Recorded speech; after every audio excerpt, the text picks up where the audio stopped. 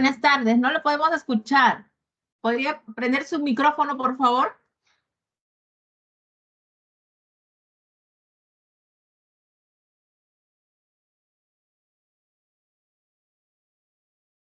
Sigue apagado. A ver, puede prender. Sigue apagado su micrófono, profe. No le escucho, no le escucho.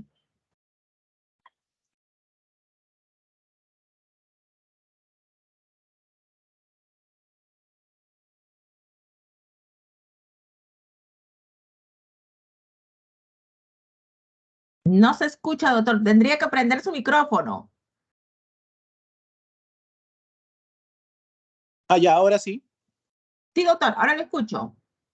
Ya, ahora Ya, sí. doctor. Podemos dar inicio, doctor. Gracias. ¿Qué tal? Muy buenas tardes con todos. Mi nombre es Héctor Josué Verástegui Guaynate y vamos a continuar con este diplomado de plenos casatorios civiles. El día de hoy tenemos que estudiar uno de mis favoritos, que vendría a ser el octavo pleno casatorio civil, ¿sí? Fue uno de los plenos que más se hizo esperar, ¿sí? Creo que se dieron el noveno y el décimo y todavía no salía el octavo, que fue algo fue un poco, se hizo esperar bastante, bastante. Sí, a ver, bueno, tenemos primero el caso, sí, el caso sobre el que versa este proceso, perdón, este pleno. Y este pleno versa primero sobre una demanda de nulidad de acto jurídico que interpone la señora Karina Judy Choque Jacay en contra de Joel Samuel y Rocío Ceballos Gutiérrez, así como Marta Matos Araujo, ¿no?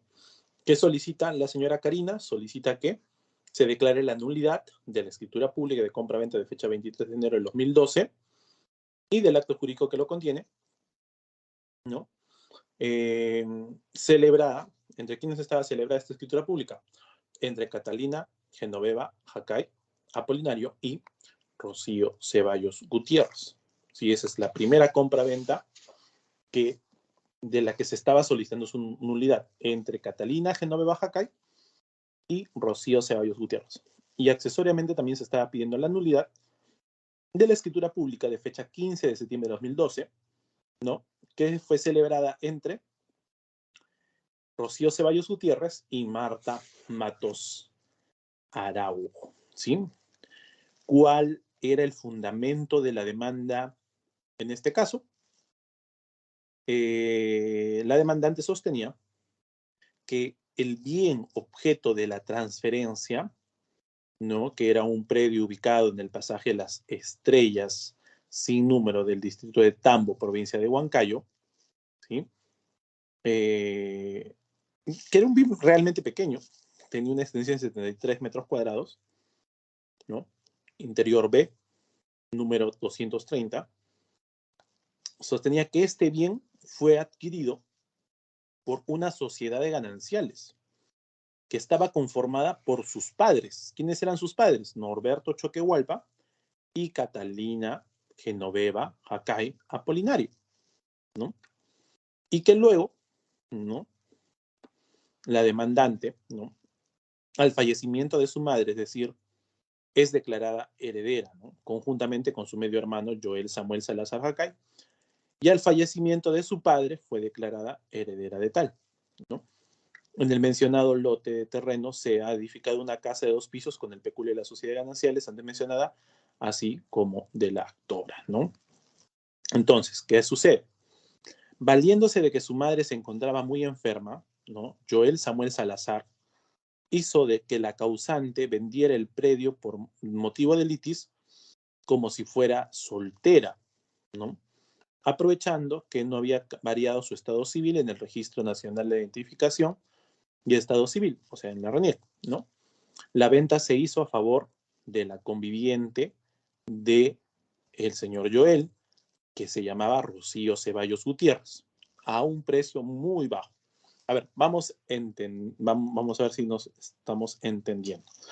El predio era tanto de la madre como del padre de la demandante, ¿no? Pero es lo que ella afirma en su demanda. Sin embargo, de los hechos vamos a darnos cuenta que la señora, la madre, si bien es cierto, aparece en su DNI como soltera, y por eso es que ella puede disponer del predio, ¿no? Y se lo vende a su nuera prácticamente, ¿no? Se lo vende a su nuera, ¿no? A un precio muy bajo. La venta se hizo a favor de la conviviente, no era su nuera, porque no eran casados, pero era la conviviente de su hijo, ¿no? A un precio muy bajo, reiteramos, el cual dice nunca fue entregado a la madre. Encima que se hizo una compra-venta a un precio muy bajo, el dinero pagado nunca fue entregado a la madre, por cuanto no se utilizó ningún medio de pago, dice, y asimismo no existió fe notarial de la entrega y recepción del dinero. En esa época dice que el valor del terreno, sin contar la edificación realizada, era superior al valor de la venta efectuada, por lo que los actos jurídicos objeto de nulidad adolecen de simulación absoluta y una finalidad ilícita. Esas eran las dos razones por las cuales se estaba demandando nulidad de acto jurídico en el caso concreto: simulación absoluta y fin ilícito, ¿no? Dice, porque fueron celebrados con el único propósito de despojarla de su herencia. El único propósito de despojarla de su herencia. Además, dice que el acto jurídico el 23 de enero del año 2012 no cuenta con la intervención de su padre, ¿no? Dice, se señala también en la demanda, ¿no?, que Marta Matos Araujo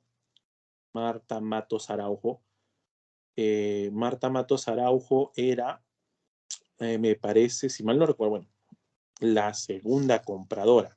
La primera era Rocío Ceballos, ¿no?, que era la conviviente del hermano de la demandante e hijo de la vendedora, ¿no? Y la segunda compradora fue Marta Matos Araujo. Dice que Marta Matos Araujo era una persona cercana a Rocío Ceballos Gutiérrez, siendo un adquirente de mala fe, por cuanto conocía que el predio materia de litis pertenecía a una sociedad de gananciales conformada por ambos padres de la demandante, ¿sí? Eso es lo que dice la demandante, ¿no? Las compras-ventas, se vuelve a señalar, a reiterar que ambas compras-ventas están impregnadas de simulación absoluta, fin ilícito y contravención a normas que interesen al orden público y la moral, ¿no?, vulnerando los postulados de tutela contemplados como derechos subyacentes que tienen amparo legal en los artículos 219, incisos 4, 5 y 8, que guardan concordancia con los requisitos de validez del acto jurídico establecidos en el artículo 140 del Código Civil, ¿verdad? Puesto que señala que se han realizado estas compras-ventas entre parientes con la intención de despojarla de la herencia de sus padres bajo la apariencia de un tercero adquirente de buena fe, ¿no? Se admite la demanda, ¿no? Se da trámite a esta demanda de nulidad de acto jurídico en el proceso de conocimiento. La señora Rocío Ceballos es la que contesta la demanda y señala, ¿no?, de que la escritura pública del 23 de enero del 2012 fue celebrado ante un notario público, ¿no?, quien comprobó el estado mental y la voluntad de la vendedora, ¿no? Y en ese momento dice que recibió el monto total del dinero pagado en presencia del notario y quien certificó firmas y huellas digitales. Señala también la señora Rocío que no conocía del padre de la demandante y que desconocía completamente que la vendedora era casada, puesto que en su DNI aparecía como soltera.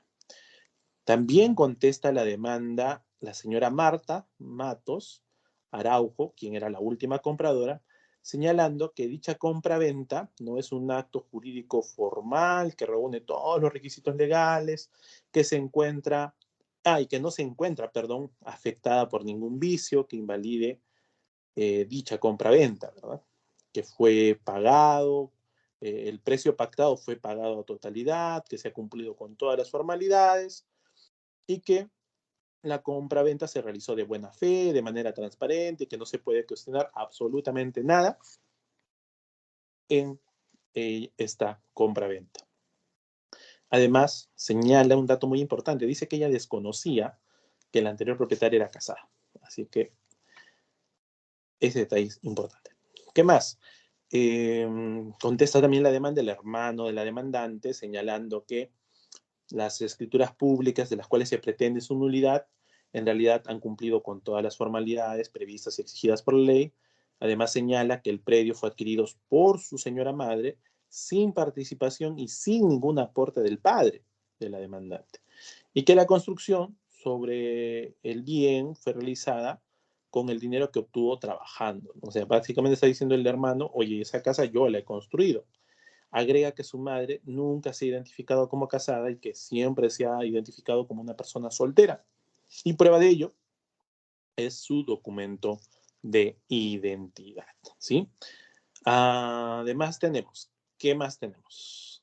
Que en primera instancia, el juez del tercer juzgado civil de la Corte Superior de Justicia de Huancayo declara infundada la demanda de nulidad de acto jurídico en todos sus extremos. ¿Qué dice el juez de primera instancia? El juez de primera instancia sostiene que existió voluntad de la madre de la demandante de que el predio submateria de litis no sea considerado como un bien de las sociedades gananciales.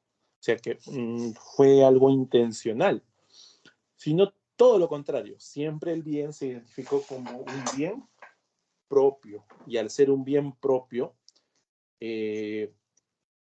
solamente era necesario la firma de la madre, ¿no? Señala el juez un argumento que era un poco descabellado. Sin embargo,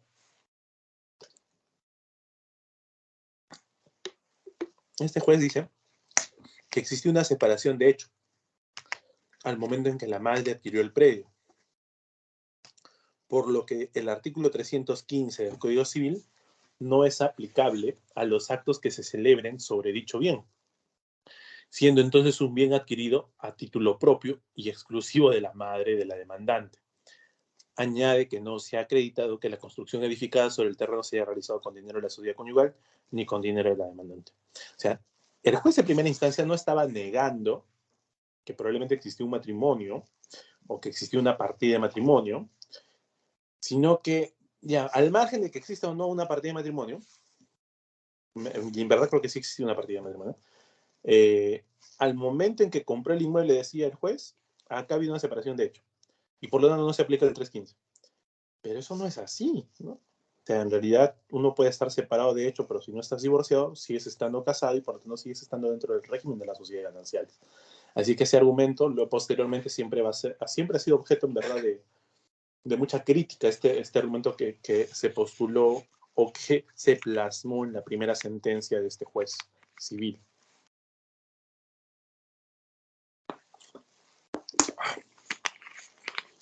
Muy bien.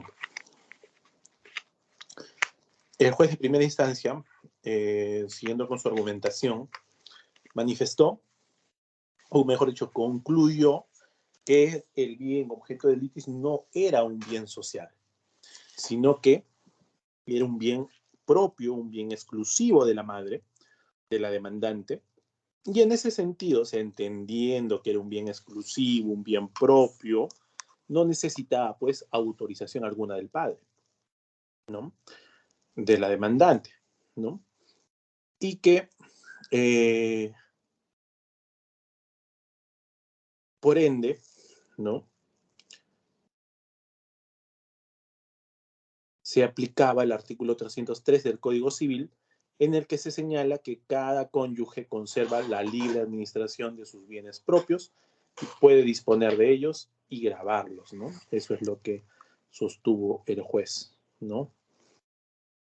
Y bueno, respecto al tema este de que entre los vendedores y los compradores se conocían la verdad, ¿no? Y por ende ha existido una especie de connivencia, de acuerdo, ¿no? con el fin de dejarla sin herencia, el juez va a mencionar de que la demandante no ha demostrado, ¿no? No sé con qué cree que se demuestre eso, pero dice que la demandante no ha demostrado fehacientemente que su madre y los demandados hayan actuado en connivencia con el único objetivo de despojarla de derecho de sucesión alguno. Además, dice, ¿no? La propia demandante se ha visto beneficiada con la entrega de un bien inmueble de su madre en similar acto jurídico al que ahora cuestiona, ¿no? Es decir, había otro bien que la madre le da a la hija, ¿no? Donde también solo participa la madre. Entonces el juez dice, si ahora me vienes a, estás cuestionando la participación de tu madre respecto a este bien que le dio a la nuera de tu hermano, ¿por qué no cuestionas también un acto similar en el que tu madre te dio un bien a la demandante, en el que la madre de la demandante le dio un bien a ella, ¿no? Entonces eso al juez no le causó mucho convicción, ¿no? De la nulidad del acto jurídico en realidad, ¿no? Creo que eso fue. Respecto al hecho de que hubo pago, no hubo pago, o que el pago haya sido ínfimo, el juez sostiene que sí existe una constancia dentro de la escritura pública de compra-venta en la que se realiza que el pago fue efectuado en dinero en efectivo y al contado. Entonces, si el notario ha dejado fe de ello, no puede entonces ignorarlo, ¿no? No puede ignorarlo. Ya el notario está dando fe de ello, ¿no? Muy bien. Respecto a que se pagó una suma ínfima, ¿no? Que no valía de acuerdo a las construcciones, en realidad son las partes quienes fijan el precio en materia de transacción y que, bueno, el precio sí es aceptado, queda fijo, ¿no? Y si el precio fue inferior a lo establecido en el mercado, esto no genera una causal de nulidad estructural en realidad, ¿no? ¿Qué más? En lo referente a la alegación de que su madre se encontraba desahuciada, ¿no? Dice que el demandante no ha demostrado tal circunstancia al momento de la celebración del acto jurídico que se cuestiona. Esto significa que la madre no carecía en todo caso de discernimiento, ¿no? Una persona puede estar enferma, pero no necesariamente sin discernimiento, es decir, sin conocimiento de qué es lo que está haciendo, ¿no? Tampoco se ha demostrado que ambos padres hayan aportado a la construcción del inmueble, dice el juez, ¿no? Así que, respecto a la pretensión accesoria, que era la nulidad de la segunda escritura pública, bueno, esta sigue la suerte de la principal, nada más, no da ningún otro argumento, ¿no? Bajo esos argumentos, obviamente, la demanda ha sido declarada infundada, ¿no? Como les mencioné hace poco, y contra esta sentencia de primera instancia, la demandante,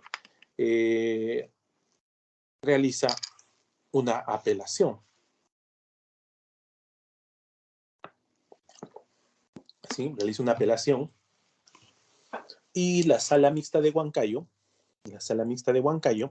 resuelve confirmar la sentencia de primera instancia. Así es, simple. Confirma porque dice que los jueces llegan a la conclusión, los jueces superiores llegan a la conclusión de que la compradora, la primera compradora, Rocío Ceballos Gutiérrez, ha actuado de buena fe por cuanto la venta se celebró tomando en cuenta, dicen, el tracto sucesivo del testimonio de fecha 11 de abril de 1994, en el que se indica el estado civil de divorciada, no obstante de ser casada.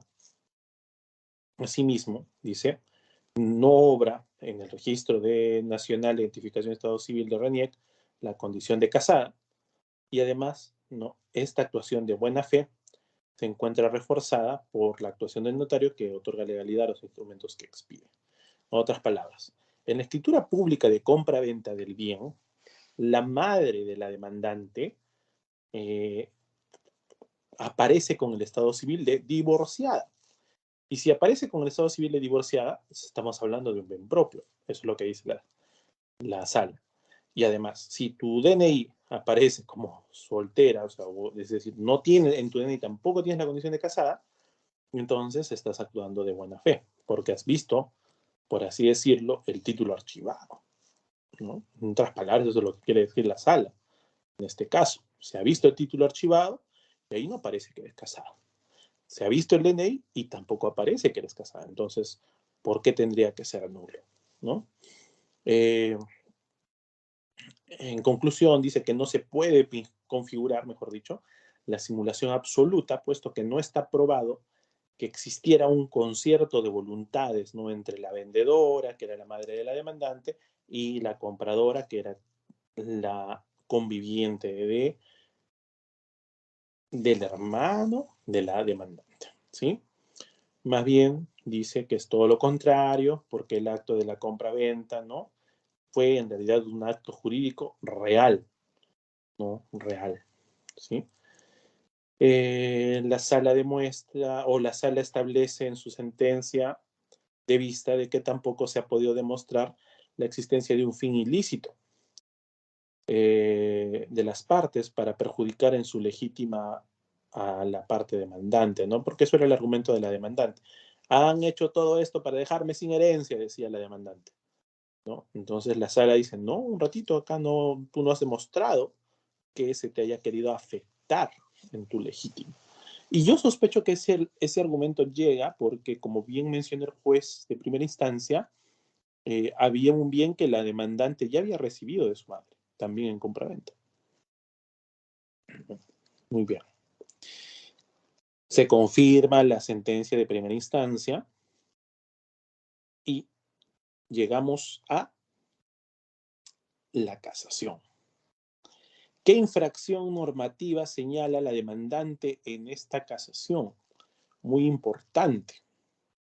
Señala como infracción normativa, ¿no?, el artículo 315 del Código Civil. El artículo 315 del Código Civil, ¿no? Entonces, ¿qué dice?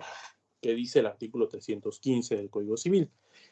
Para disponer de bienes sociales se requiere de la intervención del marido y la mujer, ¿no?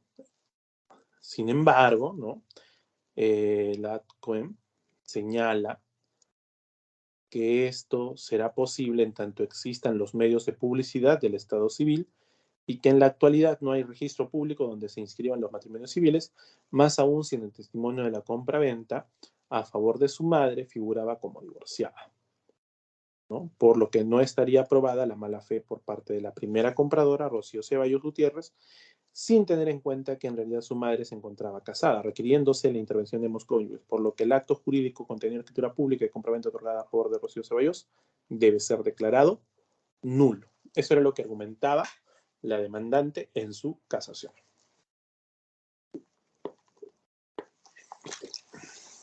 ¿Sí? Eso era lo que señalaba. Esto fue muy rápido ya. La demanda es de 2012. Para el 25 de septiembre de 2015 se declaró procedente el recurso de casación interpuesto por la demandante Karina Judith Choque Yacay contra la sentencia de vista de fecha 20 de abril del 2015 por la causal de infracción normativa del artículo 315. ¿Sí?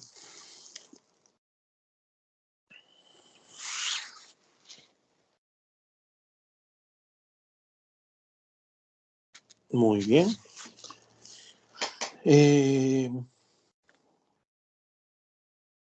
Ya estamos entonces en la casación.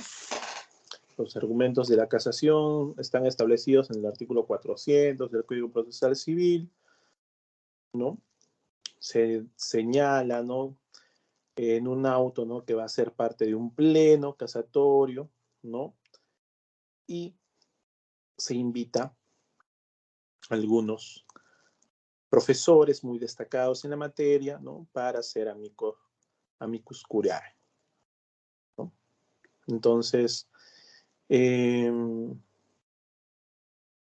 ¿cuál es el análisis? Se trata de centrar el análisis o la discusión, ¿no?, de fondo en este caso, ¿no? El mismo pleno va a señalar, ¿no?, de que este pleno casatorio civil va a servir o va a tener como finalidad una mejor interpretación del artículo 315 del Código Civil. Una mejor interpretación del artículo 315 del Código Civil, y que el análisis debe comprender, dice, las consecuencias del acto jurídico en cuestión y determinar si estas consecuencias son o no oponibles al adquirente, a efectos de establecer la situación de este último frente al acto de disposición.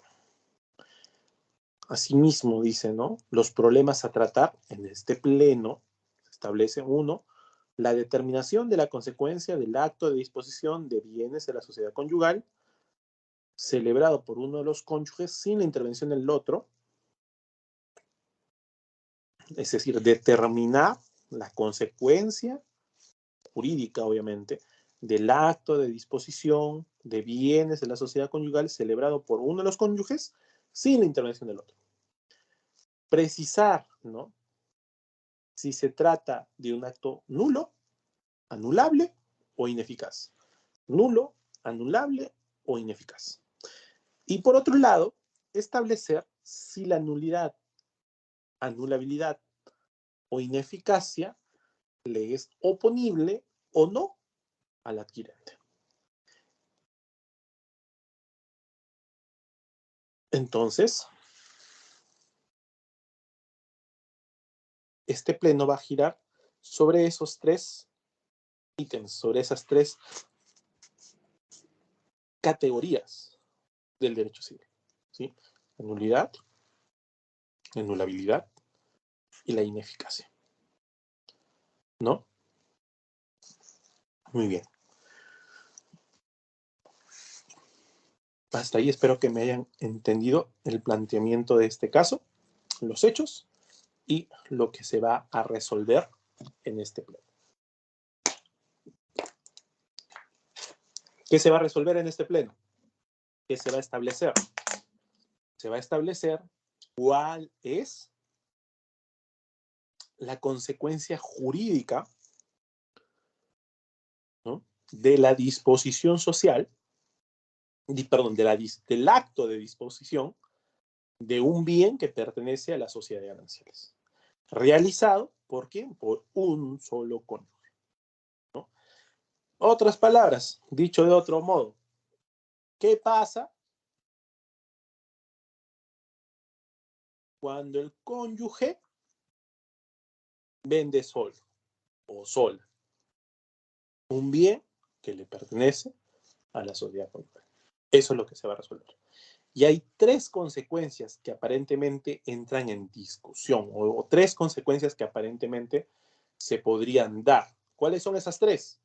La nulidad del acto jurídico, la anulabilidad del acto jurídico, o, por último, la ineficacia en sentido estricto del acto jurídico.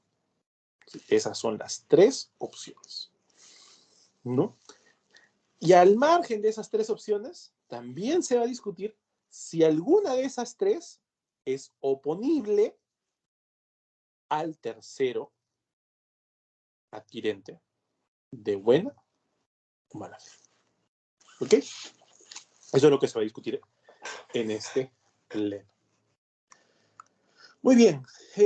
A ver, este octavo pleno va a comenzar describiendo, conceptualizando qué cosa es una sociedad de gananciales. Va a tratar de determinar la naturaleza jurídica, diría yo, de la sociedad de gananciales, ¿sí? La naturaleza jurídica de la sociedad de gananciales. Eso es lo que va a empezar a establecer el pleno. ¿Y qué tenemos? ¿Qué podemos rescatar de esta idea de sociedad, ¿no? De gananciales?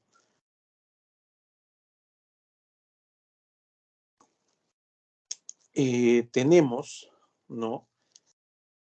En el Perú, que al momento de contraer matrimonio, no sé cuántos en esta sala sean casados y cuántos no lo son, así que no sé quiénes son felices y quiénes no. Que al momento de contraer matrimonio, los cónyuges, ¿no? No es cónyuge por si acaso, es cónyuges o cónyuge, ¿no? Pueden tener bienes, ¿no? Si al momento de casarte tú ya tienes bienes, esos bienes son bienes propios. Sin embargo, si luego de casarte empiezas a adquirir ciertos bienes de manera onerosa, esos bienes van a pertenecer entonces a la sociedad de gananciales. Pero por un ratito, yo lo compré solo, con mi plata. No importa. Son de la sociedad de gananciales. Pero nunca cambié mi DNI. Yo sigo apareciendo como soltero. No importa. Porque si lo has comprado estando casado, ese es el único requisito, ¿no? Va a pertenecer entonces a la sociedad de gananciales. ¿Ok? Sucedía, dicen que ya no sucede, todavía no lo he comprobado. Pero algunos profesores amigos me dicen que esto ya cambió. Antes uno se casaba y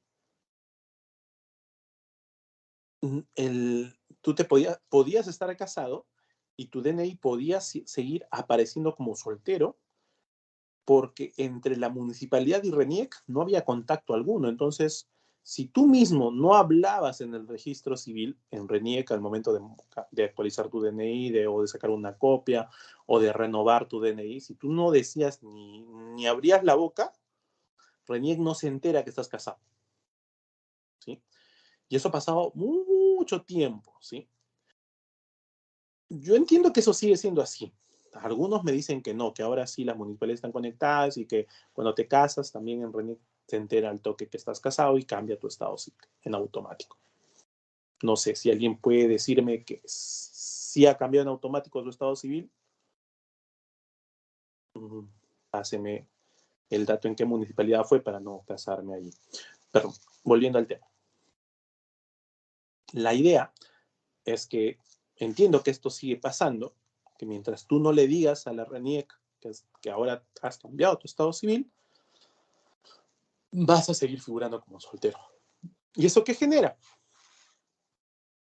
Genera que sigas comprando como soltero. Sí, porque es toda una vaina. Ir a la notaría siendo casado y querer comprar como casado teniendo el DNI como soltero, te van a pedir, uno, que venga tu esposa a firmar. Dos, te van a pedir que traigas la partida de matrimonio, ¿no? Y eso es hasta cierto punto más complicado porque a veces tu esposa trabaja, tú trabajas, no tienen los mismos horarios, ¿no? Entonces la gente por un tema de practicidad incluso no quiere actualizar su estado civil, ¿no? No lo quiere hacer. Muy bien. Ese es el contexto de nuestra sociedad, ¿no? Sin embargo, la noción esta de sociedad de gananciales, ¿no? Viene, dice, ¿no? Como una idea de esfuerzo común, ¿no? Para obtener un resultado a disfrutar conjuntamente, compartiendo igualmente tanto riesgos y desventajas. Y esa es la idea que viene tan dentro del matrimonio, ¿no? Dentro del matrimonio. Ahora, no es la única, el único régimen, ¿no? En el matrimonio, no es el único régimen patrimonial, ¿no? También ustedes deben saber que tienen la posibilidad de poder, pues, realizar una separación de bienes, inclusive antes de casarse, ¿no? Una pequeña escritura pública, una declaración de que van a mantener un sistema no de sociedad de gananciales, sino un sistema de separación. de bienes, ¿no? Entonces, por lo tanto, van a poder seguir adquiriendo bienes a título propio y personal, ¿no? Sin necesidad de la intervención del cónyuge, ¿sí?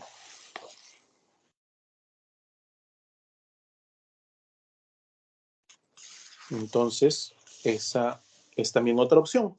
Sin embargo, en el Perú eso no se presume, eso se tiene que hacer necesariamente mediante escritura pública e inscribir en el registro personal, ¿sí? Como la mayoría o casi nadie hace ese trámite, ¿no? ¿Qué tenemos en automático según la norma? La sociedad de gananciales. La sociedad de gananciales siempre incluso se va a presumir, obvio, ¿no? ¿Qué más podemos decir? El concepto de sociedad, dice, se ha descrito, ¿no? Con la idea, o se ha desarrollado con la idea de identificarse, ¿no? Con la comunidad, ¿no? El tema o el término gananciales nos resulta un poco equívoco porque en realidad su utilización, dice, nos remite al momento de finalización del régimen patrimonial del matrimonio. Es decir, su liquidación, teniendo en consideración las ganancias obtenidas a título de ganancial, ¿no? Una crítica ahí que se hace en esto. Es que el problema con este pleno es que es muy monográfico, ¿no? Se empieza a desarrollar cada ítem, cada tema, desde su naturaleza jurídica, concepto, características, ¿no? Es muy monográfico en realidad. No sé, no sé si se acuerdan incluso que Gunther González Barrón aparentemente consiguió un informe legal donde alguien le desarrollaba la sentencia a los jueces, pero el resultado era otro. El resultado fue otro. Sin embargo, incluso creo que está publicado en Legis, ¿no? Muy bien, las sociedades gananciales sí sabemos lo que significa, ¿no? Que todos los bienes pertenecen a ambos. Y para disponerlos, por eso está la regla del 315, se necesita la intervención de ambos, ¿no? Muy bien.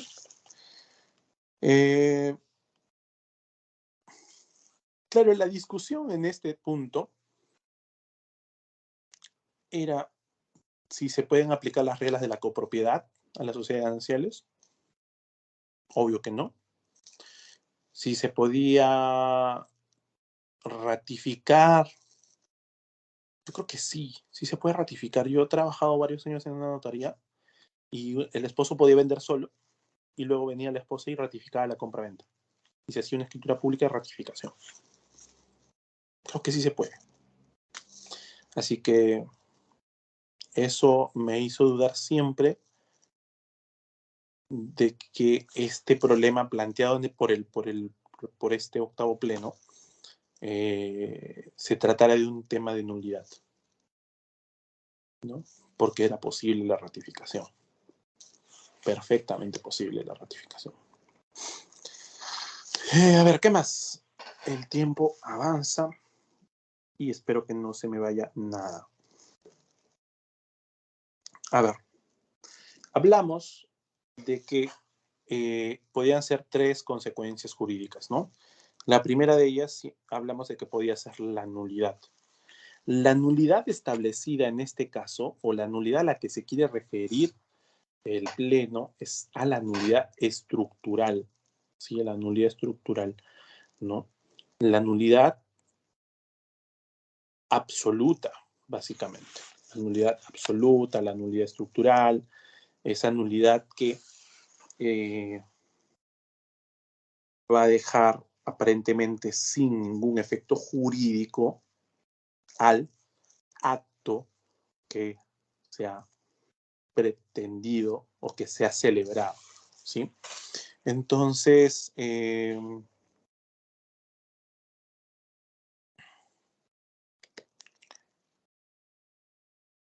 se va a dejar constancia en este pleno de que tanto el artículo 313 como el artículo 315 del Código Civil no establecen ninguna consecuencia jurídica. O sea, dicen, ¿no? Para disponer de un bien de la sociedad de gananciales se necesita, ¿no? La participación de ambos cónyuges, ¿no? para disponer o los bienes sociales o gravarlos, dice, ¿no? Se requiere la intervención del marido y la mujer. Nada más. No dice la ausencia del marido, la ausencia de la mujer, la ausencia de alguno de los cónyuges en la compra-venta dará lugar a la anulabilidad. No, no dice. Como por ejemplo los supuestos de anulabilidad, ¿no? Si hay violencia, si hay dolo, error, ¿no? O, claro, sí. No dice, ¿no? No dice cuál es la consecuencia jurídica. Entonces, ¿cuál era la lógica? ¿Cómo siempre se plantearon este tipo de demandas? El Código Civil dice que debe participar el marido y la mujer. Pero como solo ha participado el marido, entonces estamos ante un supuesto de falta de manifestación de voluntad. Y si ustedes revisan demandas antiguas del año 90, 91, 98, ¿no? que aparecen en el sistema, usualmente este tipo de hechos, así en ese contexto, ¿no? Que solamente ha dispuesto del bien uno de los cónyuges, se daban por falta de manifestación de voluntad. Y en este pleno se va a dejar este ejercicio que no hay falta de manifestación de voluntad, porque la falta de manifestación de voluntad no es cuando, la falta de manifestación de voluntad, usualmente el caso clásico de la falta de manifestación de voluntad es cuando se trata de una falsificación. El ejemplo clásico de la falta de manifestación de voluntad es cuando se ha dado una suplantación, por ejemplo, ¿no? En cambio, en este caso, si el bien está inscrito a nombre de A y A firmó la compra-venta, entonces sí hay una manifestación de voluntad. No hay una falta de manifestación de voluntad.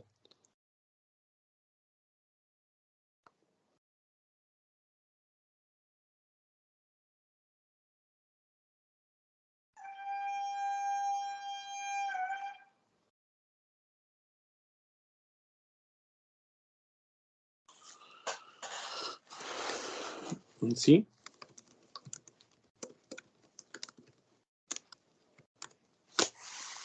Entonces, eso es algo muy interesante. Es una de las primeras cosas que va a aclarar este pleno. Que la causal más utilizada para buscar la nulidad de este tipo de actos es la falta o la ausencia de manifestación de voluntad, ¿no? Es decir, que la intervención conyugal determina que la voluntad concorde, ¿no? de los cónyuges es un elemento esencial de la estructura del acto, por lo que su no concurrencia determina su ineficacia estructural o invalidez. Y es que la manifestación de voluntad a tenor de nuestro Código Civil es en sí, dice el acto jurídico. La voluntad constituye la esencia del acto jurídico, pero solo por la manifestación el sujeto la hace conocer, ¿no?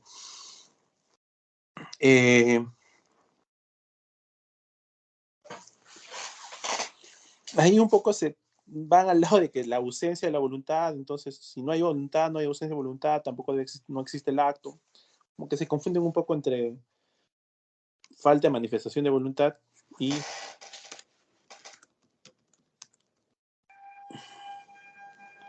se confunden un poco con la teoría de la inexistencia de la cual hablamos hace algunas semanas.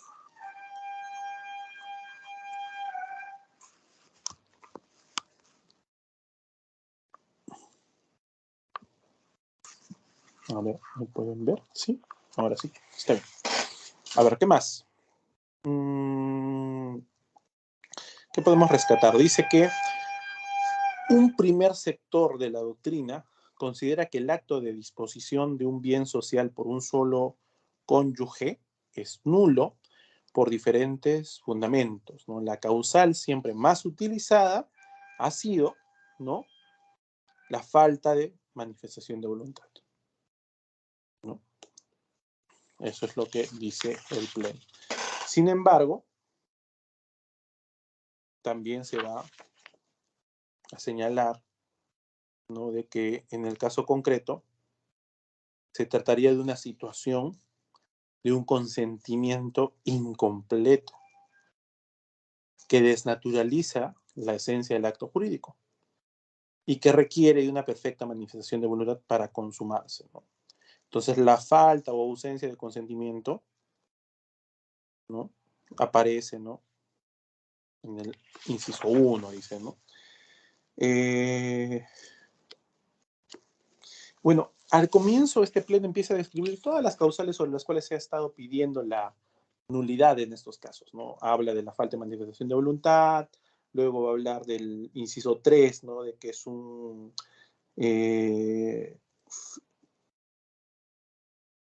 un acto jurídico. El inciso 3 del Código Civil va a decir que es un acto jurídico, a ver, no me quiero equivocar con el término que se utiliza aquí, que tiene un fin, no es un fin listo. Va a decir, el Pleno va a empezar a contar, a ver, ¿qué se ha utilizado usualmente para declarar la nulidad de este tipo de actos? 1, la falta de manifestación de voluntad. 2, cuando su objeto es jurídicamente imposible. ¿Por qué es jurídicamente imposible, dicen los abogados? Porque el Código Civil dice que en el 315 que deben participar ambos cónyuges. Y no han participado ambos cónyuges, solo es uno. Entonces, es jurídicamente imposible. ¿Ya? No estoy diciendo que esto sea así, estoy diciendo que el Pleno empieza a contar cómo es que se demandaba. ¿Cómo también se demandaba la nulidad de este tipo de actos? Aduciendo a que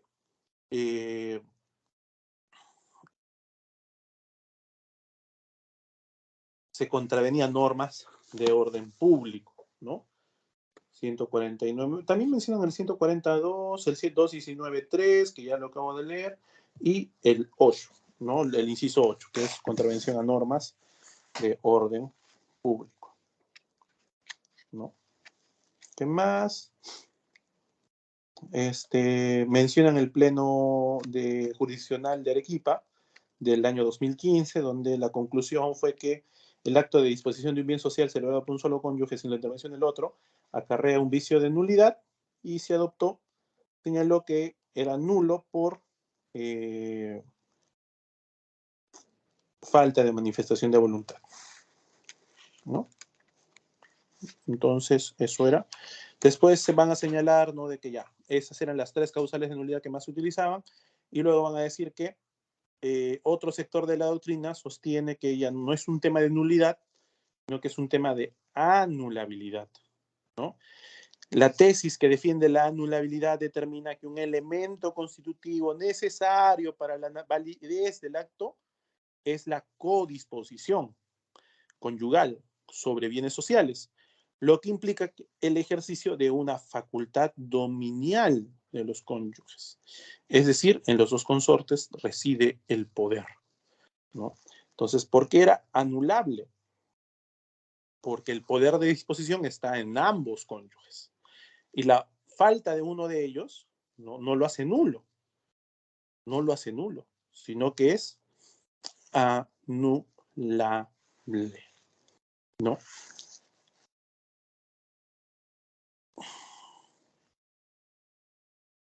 ¿Por qué es anulable? Era la pregunta.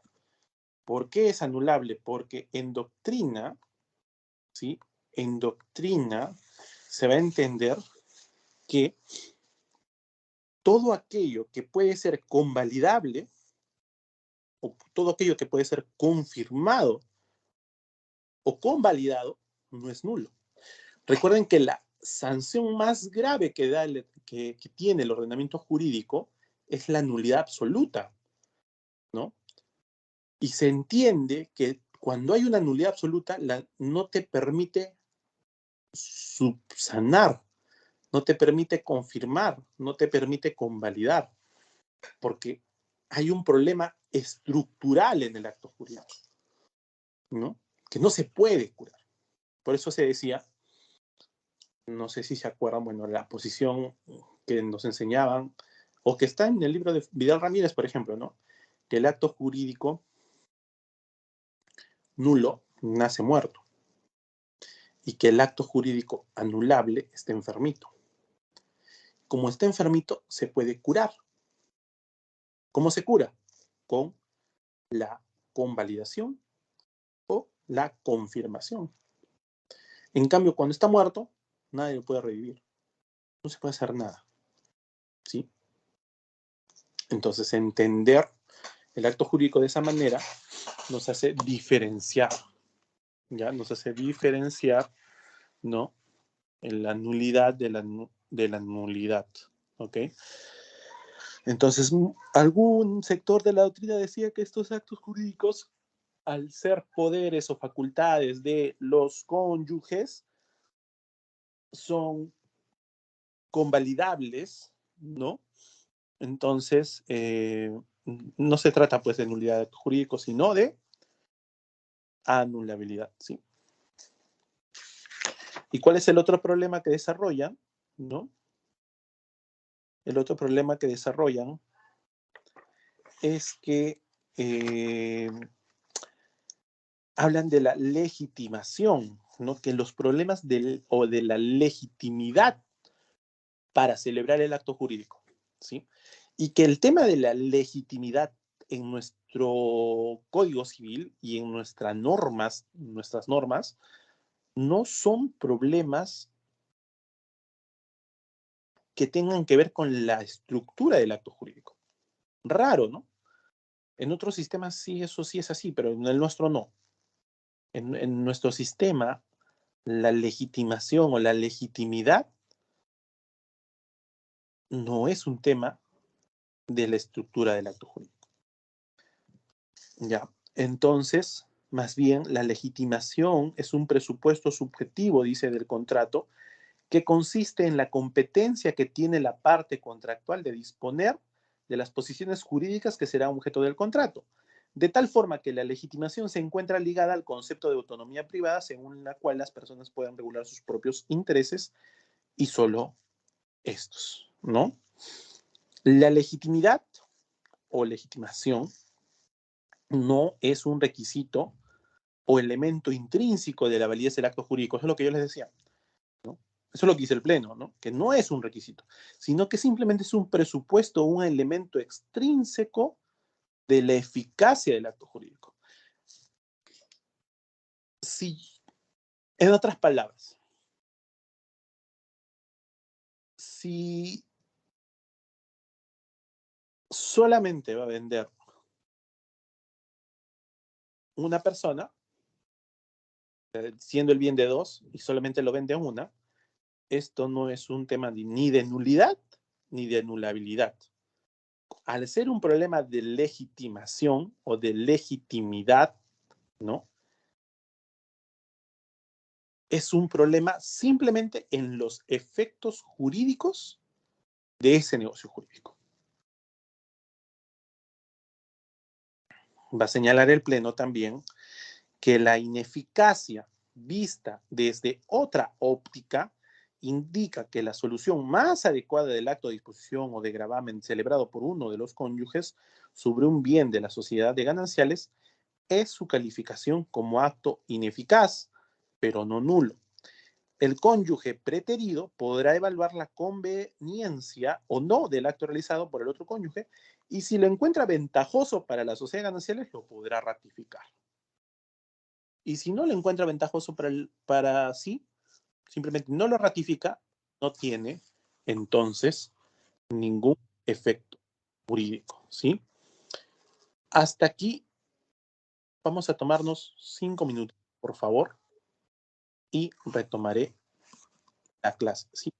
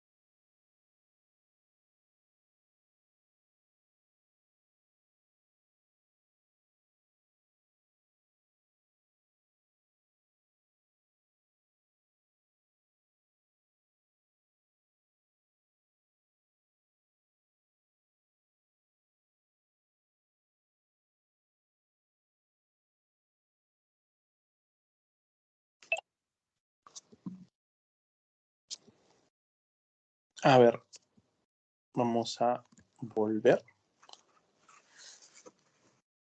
Sí, vamos a volver. Perdón. Como les decía, el otro problema o la otra forma en que se podían solucionar este tipo de conflictos era con la declaración de la ineficacia, ¿no? La ineficacia no es un tema que tenga que ver con la estructura del acto jurídico, por lo tanto no tiene nada que ver con la nulidad o anulabilidad, sino que tiene que ver con un problema en la legitimación o legitimidad para poder contratar. Y esta legitimidad, otra vez, no va a incidir en la estructura del acto jurídico, ¿no? Sino que los efectos de ese acto jurídico van a tener que ser sopesados, analizados por el cónyuge que no ha participado en el contrato, ¿no? Para ver si le conviene y no le conviene. Si le conviene, puede confirmarlo o ratificarlo, y si no le conviene, simplemente no lo ratifica, ¿no? Y se demanda la ineficacia funcional, ¿ok? Otro sector de la doctrina va a querer solucionar este tipo de problemas con lo establecido en el artículo 161 y 162 del Código Civil.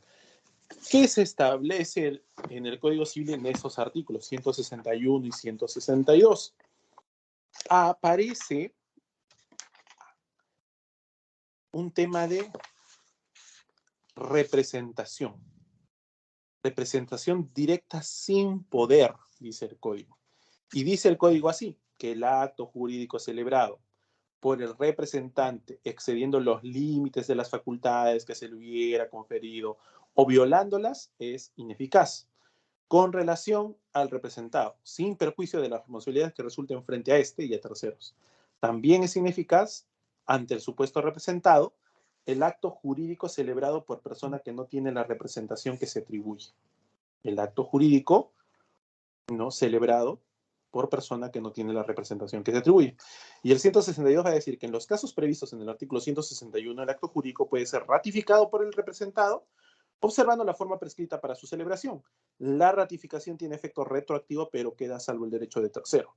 El tercero y el que hubiese celebrado el acto jurídico como representante podrán resolver el acto jurídico antes de la ratificación, sin perjuicio de la indemnización que corresponda. La facultad de ratificar se transmite a los herederos, ¿no? Varios profesores tenían esta posición, en realidad, ¿no? De una representación sin poder. Es decir, que cuando se había celebrado el acto jurídico por uno solo de los cónyuges, se estaba como que asumiendo, ¿no? Que tenías la facultad de disponer el bien, ¿no? Como que si el otro cónyuge te hubiera dado esa facultad de disponer el bien y tú estabas disponiendo del bien, haciendo o con una especie de representación que en realidad no existía. Y esos problemas de representación se solucionan con ese artículo, ¿no? ¿Y cuál es la solución del artículo? La declaración de ineficacia, ¿no? ¿Cuándo se daba la declaración de ineficacia? ¿O cuándo se da? Cuando el que no ha participado simplemente decide no ratificar el acto de disposición. Entonces, cuando tú decides no ratificarlo, se da el supuesto de la ineficacia. ¿Ok? Esa era la posición de algunos profesores.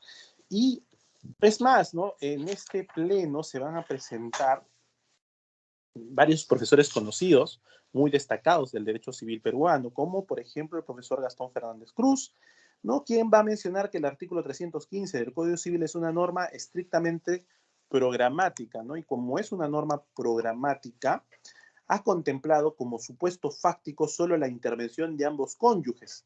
Sin embargo, pueden presentarse dos supuestos, cuando uno de los cónyuges actúa a nombre propio, pero también a nombre ajeno del otro cónyuge, situación de ausencia o exceso de poder. Y también se va a presentar otro supuesto, ¿no? Cuando el cónyuge actúa a nombre propio y arrogándose una titularidad sobre todo el patrimonio común que no posee, supuesto con este supuesto obedecería a una compra-venta de bien ajeno. El profesor Gastón Fernández, en otras palabras, ¿qué va a decir? Mire, estos casos no son únicos. Se va a dar un supuesto en el que uno de los cónyuges actúa a nombre propio, pero también a nombre ajeno del otro cónyuge. Y es cierto, yo he visto casos de nulidad de acto jurídico donde vende X, por ejemplo, X, Perico Los Palotes, ¿no? En representación por derecho propio y en representación de su cónyuge, Periquita Los Palotes. ¿Ok? Hacía, y solo firma él, porque ahí está diciendo que, ¿por qué? Porque el bien le pertenece a él y a su cónyuge, ¿no? Entonces él vende por derecho propio y en representación de su cónyuge. Pero no existe tal poder, o no se menciona un poder, nada, ¿no? Pero él está diciendo que está actuando en representación de su cónyuge, ¿entiendes? Entonces, ese es el primer supuesto que menciona el doctor, ¿no? ¿Cuál es el otro supuesto que identifica el profesor Gastón? Que es cuando participa el cónyuge, ¿no? Arrogándose una titularidad sobre todo el patrimonio. Es decir, el bien es un bien social. Sin embargo, aprovechándose de que está registrado solo a nombre de uno de los cónyuges, él sabe que el bien le pertenece a ambos porque lo compró dentro del matrimonio, pero lo vende aprovechándose que su condición en el DNI es de soltero y en registros aparece como soltero, vende todo el inmueble. Entonces, el profesor Gastón dice que eso es un supuesto de compra-venta de bien ajeno. Porque tú sabes que el bien no te pertenece solo a ti. Sabes que el bien le pertenece a una sociedad de gananciales. Entonces, eso configura perfectamente a la compra-venta de bien ajeno. Después viene el profesor Alex Plácido, quien va a decir que, en primer lugar, dice, ¿no? Por falta de manifestación de voluntad, por no existir voluntad de declarar ni voluntad declarada, y en un segundo lugar, por inobservancia de una norma de carácter imperativa. No puede tratarse como un caso de anulabilidad porque la ley expresamente debe contemplarlo y en nuestro ordenamiento no sucede, dice, ¿no? La posición de Plácido siempre ha sido la nulidad y su punto fuerte es que la nulidad en el inciso 8 del 219 es por contravención a normas de orden público. Y Plácido se pregunta, ¿el artículo 315 es una norma de derecho público o no es una norma de derecho público? Y casi todos van a estar de acuerdo con que sí es una norma de orden público. Y si es una norma de orden público, dice Plácido, entonces, ¿qué estamos discutiendo acá? Así de simple, decir Plácido. ¿Qué se está discutiendo? Si es una norma de orden público. La sociedad conyugal solo puede disponer bienes, ¿no? Con la participación de ambos. Se acabó. Es una norma de derecho público. Todos deben hacer caso, no hay excepciones. Entonces, se está vulnerando una norma de derecho público. Y para eso está entonces la nulidad virtual. Y la nulidad virtual está técnicamente englobada y encuadrada en el inciso 8 del artículo 219 y quinto del título preliminar.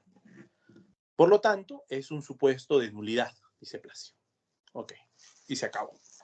La posición del profesor Barsi va a decir que el acto individual realizado por un cónyuge, obviando la intervención del otro, es un acto que tiene una ineficacia o una eficacia suspendida, dice. Eficacia suspendida. Dice que no despliega todos sus efectos, pero que sin embargo este acto ineficaz puede ser perfectamente subsanable, dice, ¿no? Por lo cual en cualquier momento puede participar, confirmar y ratificar el cónyuge que no ha participado. Y se debe aplicar por analogía, dice que se debe aplicar el artículo 162 del Código Civil, aplicándose retroactivamente sus efectos al momento de su celebración. Entonces, el profesor Barsi va a decir que si es posible de ratificar, de confirmar, entonces va a ser un acto jurídico cuyos efectos se encuentran suspendidos, dice, ¿no? Y que se debe aplicar por analogía a lo que hemos leído del Código Civil del artículo 162, ¿no? Por otro lado, el profesor Rómulo Morales Herbias, que también estaba con Amicus Curiae aquí, señaló que el artículo 315 del Código Civil tiene dos disposiciones normativas. Una legitimidad originaria y directa por la cual, si no existe intervención conjunta de los cónyuges, corresponde declarar la inoponibilidad, dice él, ¿no? Y la otra, una legitimidad indirecta, por lo que a falta de poder correspondería aplicar lo dispuesto por el artículo 161 del Código Civil. Por consiguiente, este acto sería ineficaz. Señala que el primer párrafo del artículo 315 tiene tres conceptos que son legitimidad, falta de legitimidad, que produce la inoponibilidad del contrato y la ratificación, ¿no? Entonces, se iba más por aplicar el artículo 161 porque se trataría de un supuesto de falta de poder, ¿no? Es decir, que el cónyuge cuando actúa solo y está actuando como si fuera el único propietario, en realidad se está ahí rogando un poder que no tiene. Esa es más o menos la lógica. ¿Por qué está actuando solo? Porque supuestamente tiene un poder, ¿no? Un poder, ¿no? Supuestamente tiene un poder.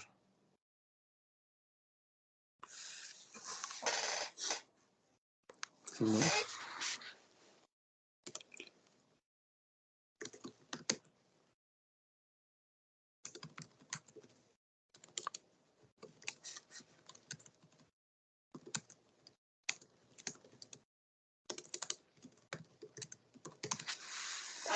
Uh-huh.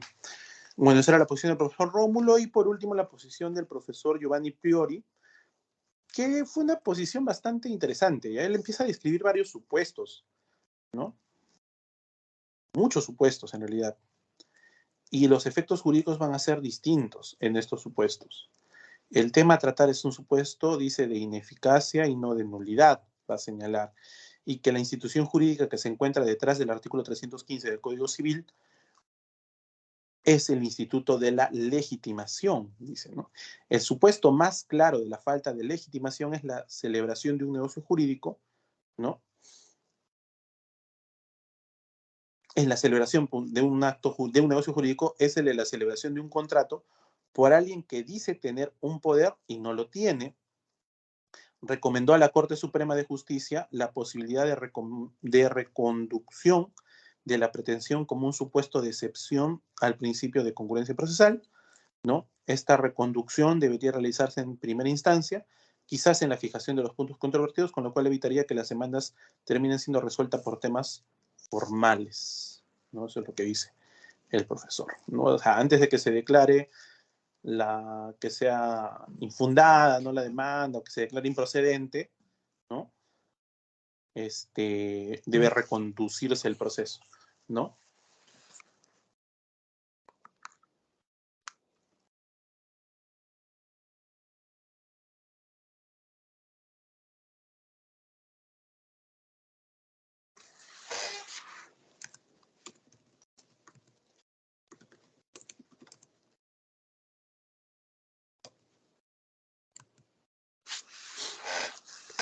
Entonces,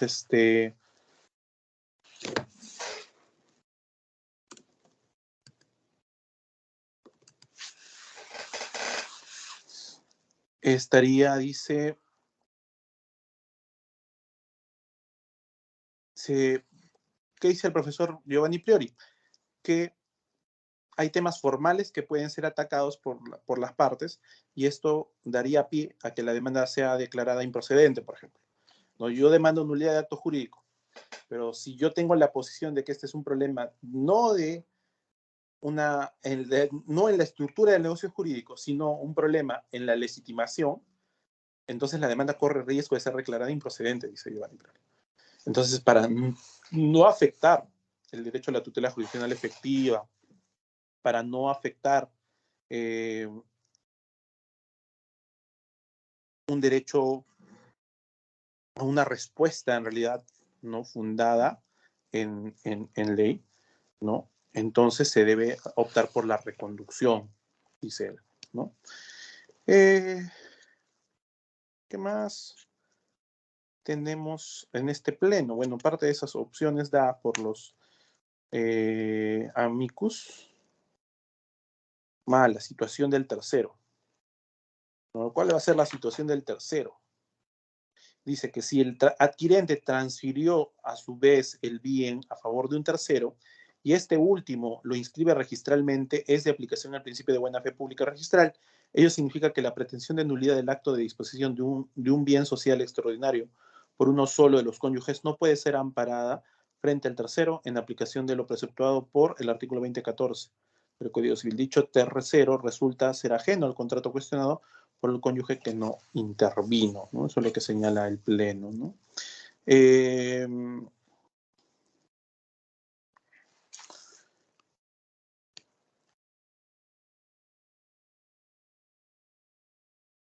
El Pleno, entonces, hasta allí describe todas las posiciones, todas las discusiones que había.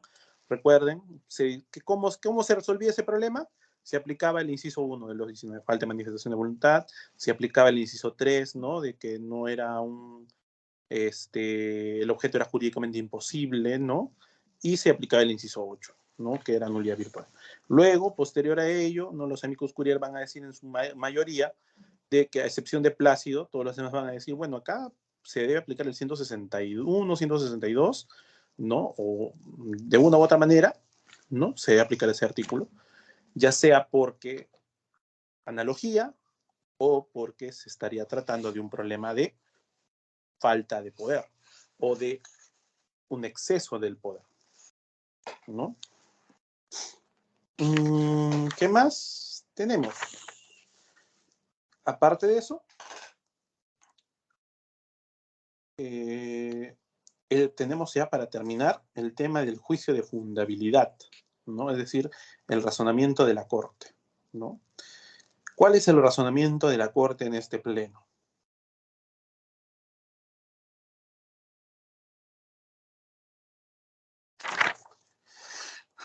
Uno, se va a establecer que no es cierto, ¿no? Esto que dice el juez de primera instancia, de que habiéndose dado, ¿no? Habiéndose dado una separación de hecho, entonces solamente los bienes que se adquieran luego de la separación de hecho son bienes propios. No es cierto ello. Se va a desarrollar de que en realidad los bienes siguen perteneciendo a la sociedad de gananciales, ¿no? Que se ha creado por el matrimonio. Y hasta que no se liquide todo lo que se adquiera a título oneroso, va a pertenecer a la sociedad de gananciales, ¿no?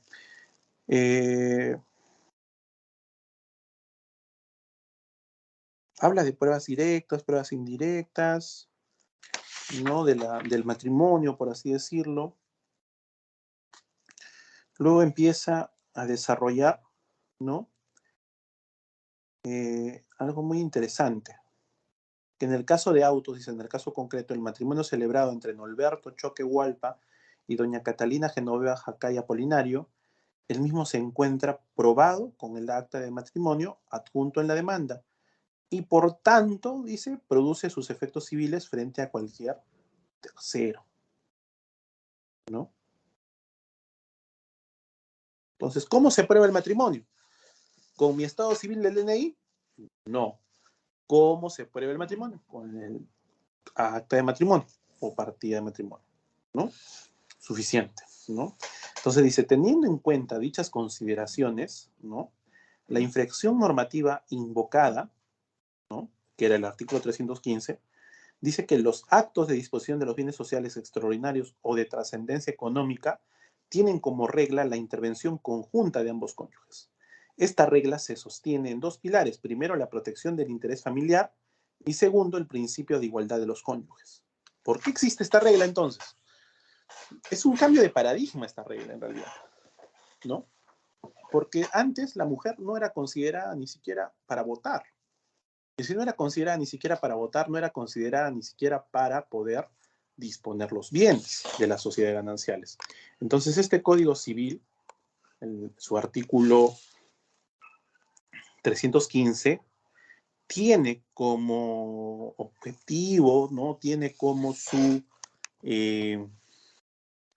paradigma, ¿no? Proteger la familia, el interés familiar.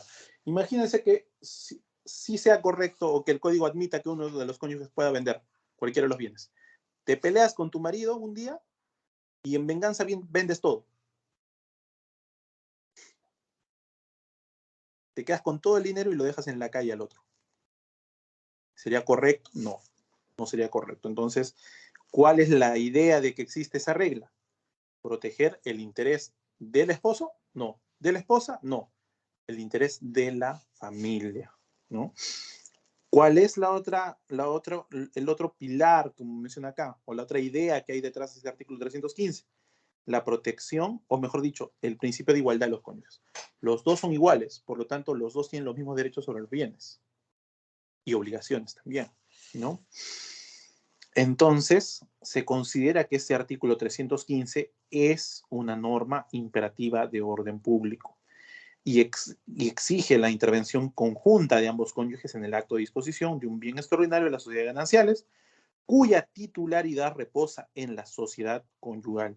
Norma imperativa en razón de que con ella se protege, ¿qué se protege? El interés familiar, tal como lo recoge el artículo 4 de la Constitución Política del Estado, no siendo sustituible por la voluntad de los particulares y es de orden público, en tanto está estrechamente vinculada a los principios esenciales de nuestro ordenamiento social, núcleo familiar.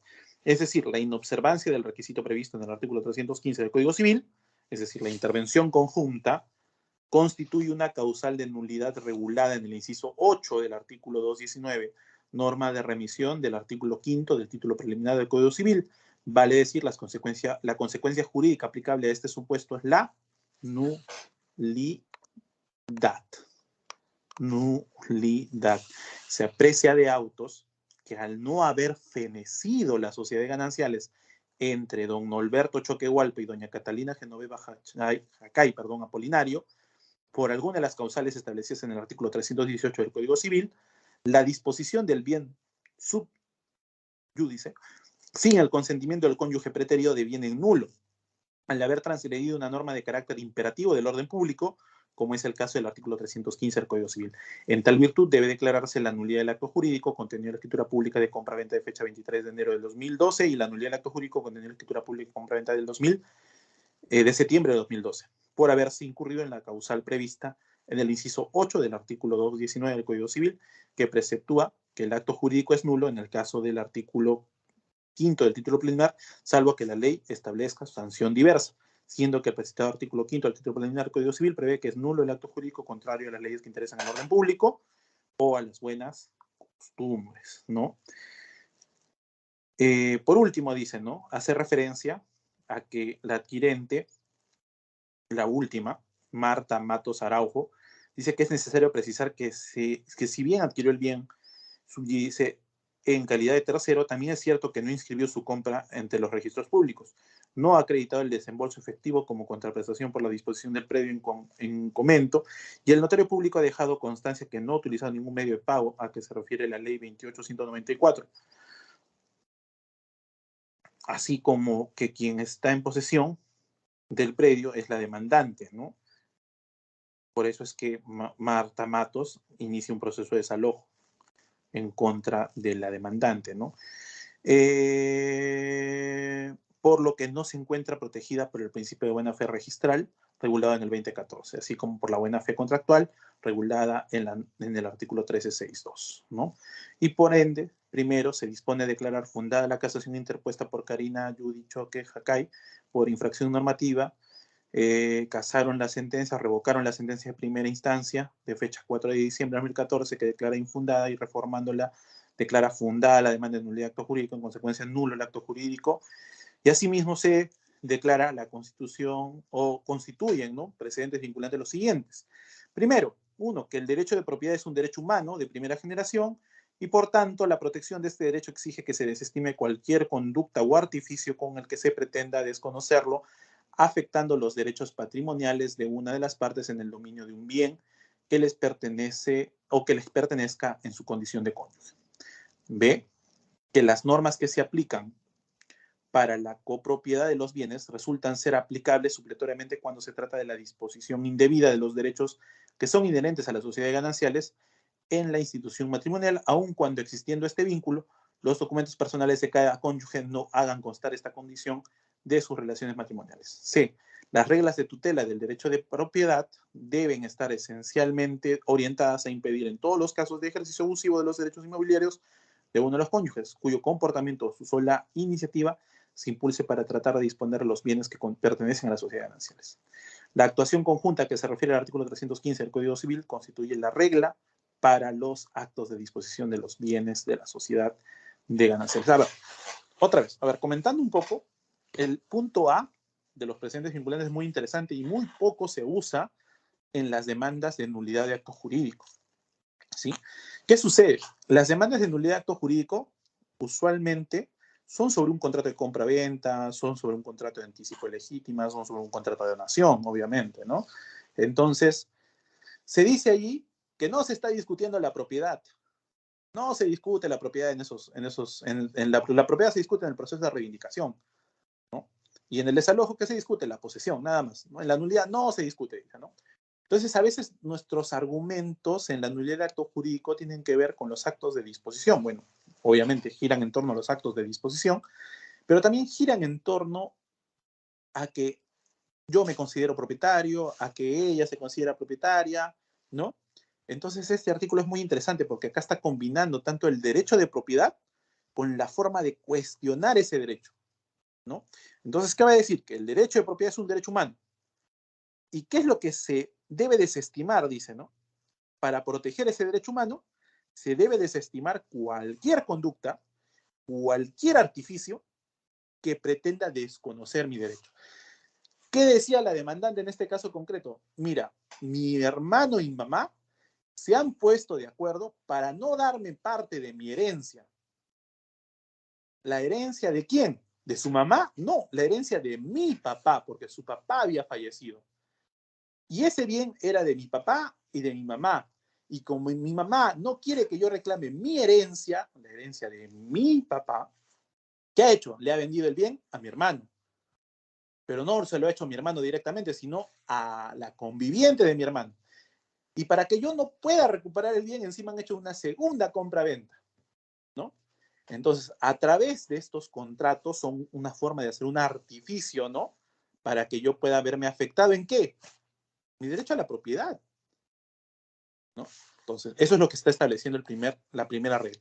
La segunda regla, que habla de que las normas que se aplican para la copropiedad pueden ser aplicables también al régimen de las sociedades gananciales.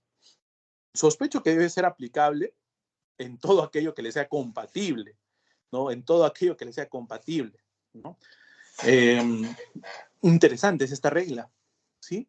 Porque hay muchos casos en los que están divorciados, pero en el proceso de divorcio no incluyeron bienes, para hacerlo más rápido, aparentemente, y por lo tanto han pasado muchos años y ¿qué es lo que sucede? El bien está siendo utilizado solamente por uno de los cónyuges y gana dinero solamente, ponte, lo alquilan un departamento, ¿no? Lo alquilan, lo alquilan, lo alquilan. ¿Y quién se queda con el valor del alquiler? Pues supongamos, la mujer es la que tiene el dominio de ese bien. Ella lo alquila, ella se queda con el alquiler. Y según las reglas de la copropiedad, entonces yo podría demandarle a ella que me dé parte del alquiler, los frutos. Podría ser posible, ¿no? Si acá me está diciendo que se aplican. Si fuera una copropiedad, yo sí puedo. Porque si hay alguien que está disfrutando el bien de manera como en su totalidad está disfrutando del bien, yo puedo pedirle los frutos. Interesante. Esta regla es muy interesante. Poco se ha usado esta regla. También la tercera regla dice que las reglas de tutela del derecho de propiedad deben estar esencialmente orientadas a impedir en todos los casos el ejercicio abusivo de los derechos inmobiliarios de uno de los cónyuges. Otra vez, ¿qué consiste esto? En que no deben utilizar, ¿no?, contratos para dejar sin bienes al cónyuge. No es utilizar tu derecho de manera abusiva. La cuarta regla, la actuación conjunta que se refiere al artículo 315 del Código Civil es una regla para los actos de disposición de bienes sociales. No era necesario poner esto, pero bueno, por si acaso, si hay alguien a quien no le ha quedado claro, la única forma de disponer un bien social es con la participación de ambos cónyuges. No hay otra forma. Simplemente con la participación de ambos cónyuges. Muy bien. Tercero, dice, para disponer de los bienes, quinto, la quinta regla dice que para disponer de los bienes sociales se requiere que en el acto de disposición intervengan a ambos cónyuges, repite lo anterior, por mandato expreso del artículo 315, como elemento constitutivo necesario para la validez. Y acá es donde varios profesores han puesto el grito al cielo. ¿Por qué? Porque como bien lo expresó el profesor Rómulo Morales, ¿no? La participación o mejor también el profesor Giovanni Priori, ¿no? La institución que estaba detrás del artículo 315 no era un tema de la estructura del negocio jurídico, sino de legitimidad, falta de legitimación, ausencia de legitimidad. Y la legitimidad no es parte esencial del negocio jurídico, no es parte de la estructura. Por lo tanto, no podía ser un problema de invalidez, ¿no? Todo el mundo por eso se chancaba la cabeza. Pero acá, ¿qué está diciendo? Está contradiciendo toditos los profesores, así se lo llevó embalados, como un tren, diciendo no, el 315 sí es una regla de un elemento constitutivo, ¿no? Necesario para la validez del negocio jurídico, ¿no?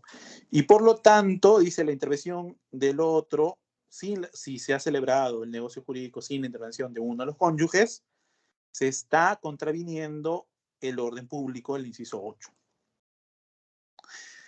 Y por último, dice, tratándose del caso referido. Y acá hay un supuesto especial, atentos. El supuesto especial es que tratándose del caso referido al cónyuge que dispone del bien social que actúa en nombre de las sociedades gananciales, excediéndose del poder especial otorgado por el otro cónyuge, actos ultra vires, el acto de disposición debería reputarse ineficaz en virtud al artículo 160. La Corte está reconociendo, muy bien, hay ocasiones en las que el acto jurídico o el contrato de compra-venta se ha redactado con una especie de poder, ¿no? O en representación. Fulano de tal vende la propiedad por derecho propio en representación de XXX, quien es su cónyuge, ¿no?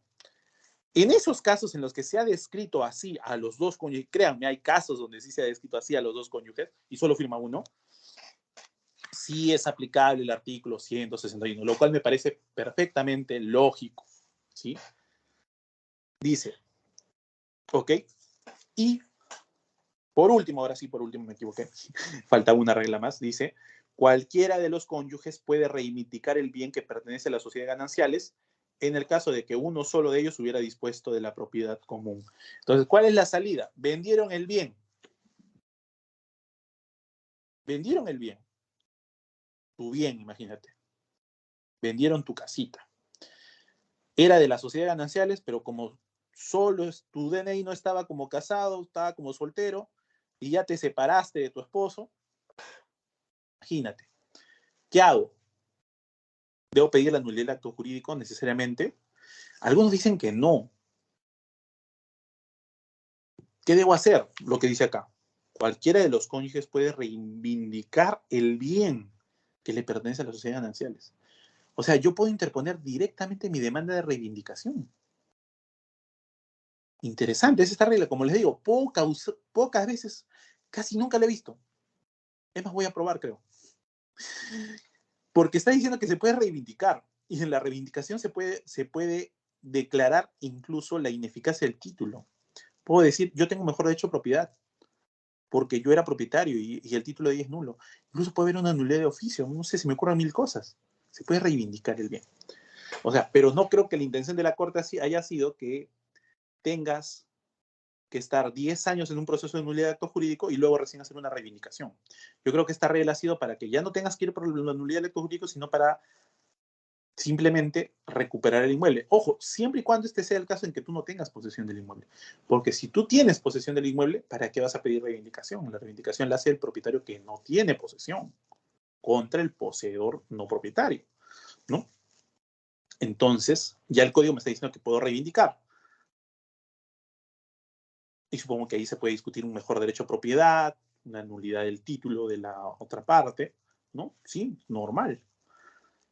Pero si yo tengo posesión, yo sí tengo que demandar nulidad del acto jurídico, porque va a ser la única forma en que deje sin efectos jurídicos al título de la otra persona. ¿Sí? Muy bien, espero que hayan comprendido los alcances de este octavo pleno casatorio civil. Espero que les haya sido muy útil esta clase en este tiempo. ¿Sí?